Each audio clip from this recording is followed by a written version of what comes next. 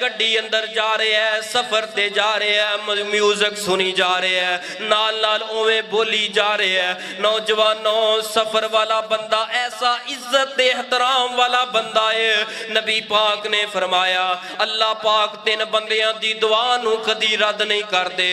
انہاں دے اندروں تیناں دے اندروں دوسرا بندہ عزت والا احترام والا کیڑا ہے، عظمت دے شان والا کیڑا بندہ ہے؟ جڑا نبی دا امتی سفر دے اندر ہوئے، سفر اندر رب دے کولو جو بھی منگے رب عطا کر دیندے نے۔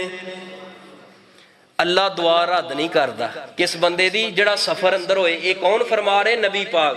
لیکن ساڑیاں دعاواں کیویں قبول ہون؟ سفر اندر اسی جدوں تک کوئی مجرا لا نہ لیا سانو سکون نہیں ہونا، پتہ ہی نہیں لگنا سی سفر کر رہے ہیں کہ نہیں کر رہے۔